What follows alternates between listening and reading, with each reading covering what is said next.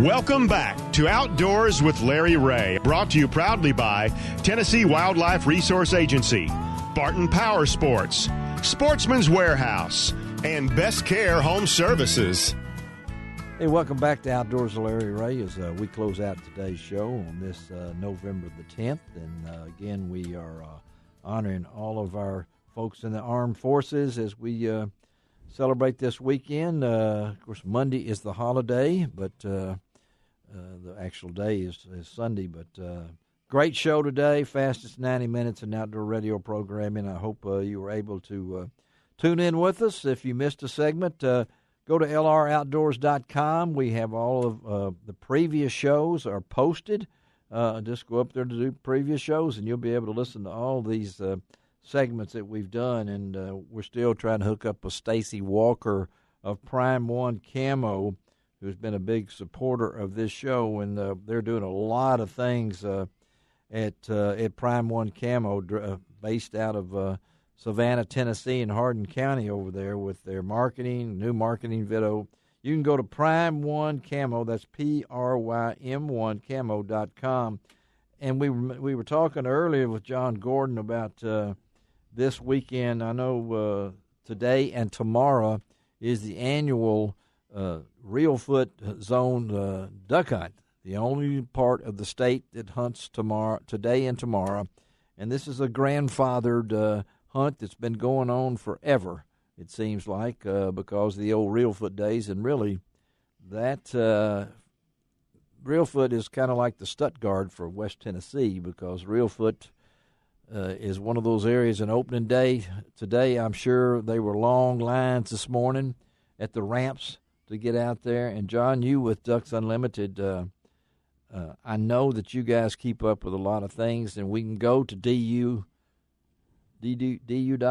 and that it? That's right. It's ducks.org. Ducks.org. Now you're going to get it now, because we had another one that we've gone to for many years. Yeah, and we are going to miss your waterfowl reports that I hope someone else will pick up at Avery, and we'll see. But if not, thank you for all the years that you put out that thing, and let's talk about your job at DU. Well, it's very exciting, Larry. What I do for Ducks Unlimited is I coordinate the production of the Ducks Unlimited television show, and there's two DU Films series. Mm-hmm. DU Films, which is hunting based, and DU Conserve, which is a new one, which is strictly habitat and conservation based. So what I do, a lot of my job will be putting these hunts together. So you've got 13 episodes of DU TV, 6 episodes of DU Films, and 4 of DU Conserve.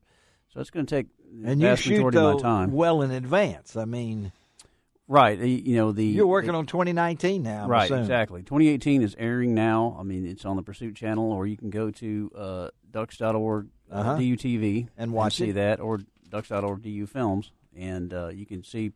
You can see all the episodes. You know, the DU TV series is the longest running waterfowl hunting show ever. Really, mm-hmm. It started back in the late '90s and it continues to run continuously today. And you know what we really try to do is showcase not only good hunting, but the people at the grassroots level, the stories, and I think that's what's changed over the years too. And the conservation efforts. Well, they're going to do that, but they're also going to tell you who these people are. Exactly. Exactly, in the stories. And are you help in that and formulating the storylines and things? Sure. It's a group effort for sure. On our development team and in our our people who who deal with the people who are really involved all across the country. And so, DU Films really focuses on that more than anything else. Is those people who have contributed so much to conservation, not only in waterfowl but just in general across the country, and really showing you who these folks are. And they're just normal people in a lot of cases. There's nothing special about them. No, they that's have right. a real passion for and it. That's what makes kind of sets it apart. That as the common folks, so to speak, in there. And I know. This has got to tell our folks now, you grew up in Texas, is that right? That's correct. Texas and Mississippi both. Mississippi. I got transplanted to Texas when I was pretty young. I was 12, and so I went to high school out there. But I came back to school for college here, and you live in went Mississippi? back to Texas and came back to Mississippi in 2005. Now, are you going to be able to continue your guide service, or is that? Yeah, that's no problem. That's okay. not a problem. So you'll be able to do that. Still be doing that. Is this kind of like a dream job, maybe? Not kind of like, Larry. It is my dream job. It is. I can tell you that. When I got the opportunity to work with the communications team at DU, it was just great it's people. It's great people, and it's just everyone's so nice over there, and it just it really is a tremendous place to work. And you're behind those doors that everybody comes and watches and wonders what's going on back there. What's going on back there at the headquarters? There's a lot That's right. going on. There's a lot going on. Because I don't think people, they see the flag on Walnut Grove and don't really know. I'm still convinced it's a hidden gem in Memphis, even just to step in there. And the front desk. The facility's amazing. The facility is amazing. And, I encourage people to go out there and just visit. Yeah. Sure. I mean, anybody can go take a tour. Absolutely. Yeah. And if you have insight on the little ponds out there, you can let Ron know. So that I hear there's some really big fish in that pond. Yes, there are. I have caught them. Yeah. And he's put them back, of course. There are 2 boats there that we could use. And one of them's called the wrong boat. He's got his own boat parked in there. But you know what? Talk about fishing. This weather's gotten cold. Yeah, what about that real quickly? And the water temperatures have fallen now into the it's going to be low 60s. In the 20s here. Come on now. Well, water temperature's still in low 60s, high 50s. But the fish are still biting very well. Bass are still biting in a lot of different lakes, especially on small swim baits. The crappie are on fire everywhere. Okay. All right. Whether it's Pickwick, one of the I-55 lakes, Horseshoe, the crappie are biting. So what are they biting? What would you suggest right now? Right now, I would suggest vertical jigging. Okay. Say a Bobby Garland slab slayer. Oh, yeah. One of them slabs. Yeah. That goes with that. And because all the crappie are moving fairly shallow now to feed for the winter, 3 to 5 feet deep around any kind of cover, whether it's man-made or natural cover. So have all your equipment decided. I've renewed my DU membership, and Very so good. I think I want to send some more. I like that bag they're giving you now. If you send a little extra, so I thought $1 or so, I might get that bag. Come on, Larry, at least 5, man. Come on. 5. I just like to remind everybody that over 80% of all the funds donated to Ducks Unlimited go straight into conservation, and last year it was 83% of really? of all the money. And you don't have 3% even more. Right. And you don't even have to be a duck hunter to be a member of DU. Oh, no. Because remember that and John said earlier, Ducks Unlimited does so much to embrace and promote conservation. And that's what it's all about. It's good for all of us.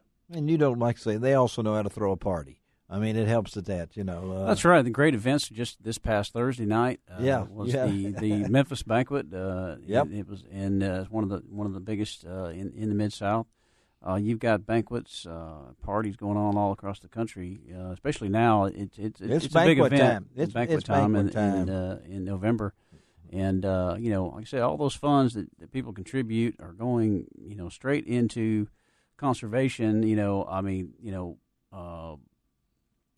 Wade Bourne, I think, had one of the best sayings about it. He was talking about the late Wade Bourne. Yeah, he was great contributor to Ducks Unlimited. And so was a co-host on the television show for years. Yeah, and I forget exactly what he said, but it was something about dollars on the ground means more ducks in the sky. That's right. Yeah. It was that. And well, let me tell you about next week's show quickly, and we'll try to reschedule Stacie Walker. She is so busy, but Frank Barton is back from the National Retrievers out in Oregon. I assume he's back. The covered wagon was due in yesterday, the way I understand. So he's been out there with the dogs for 3 weeks.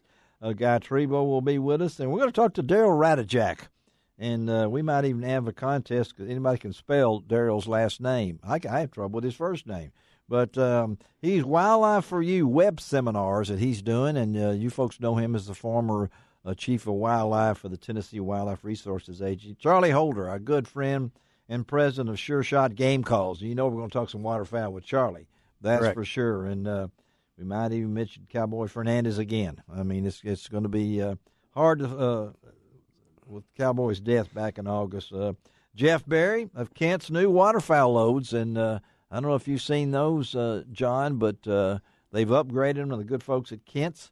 And we're going to also talk to Marty Marbury. We're going to get Marty on. All right. It's time to cha-cha-cha. Yes, it is. West Tennessee Division Manager for the Tennessee Department of Tourism Development, which is the longest title, and she cannot get a shirt because the title's too long. And then, of course, our good friend Chris Knight of Shelby Forest Taxidermy. He's going to talk a little bit about taxidermy for deer and all the rules and regulations related to chronic wasting disease.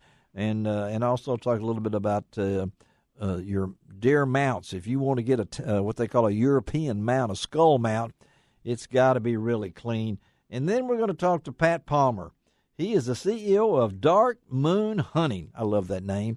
And I've got one of his new Gut Daddy field dressing kits.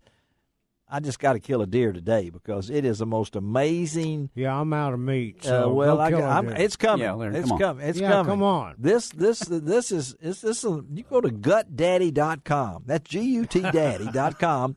It's got a thing to lay your deer on, how to field dress it quickly. He does it in like 4 minutes, which is 2 minutes longer than Peanut Quan can. Yeah. He's the fastest deer. I mean, it's amazing what he can do with a knife. But anyway, we're going to talk to Pat Palmer of Dark Moon Hunting, and I'll have the new Gut Daddy field dressing kit in the studio with us. And I know Shelby McCall, thank you for taking care of us on Outdoors with Larry Ray, and for John Gordon, now of Avery. Looking good, John. Looking sharp. Yeah, he is. Yeah, he is. Ron Wong. He's ready to go to work. We hope your ceiling gets fixed.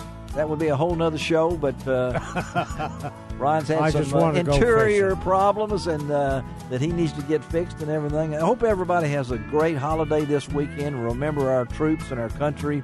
As we always say on Outdoors with Larry Ray, it doesn't cost an extra cent to be a good sport, and God bless the USA.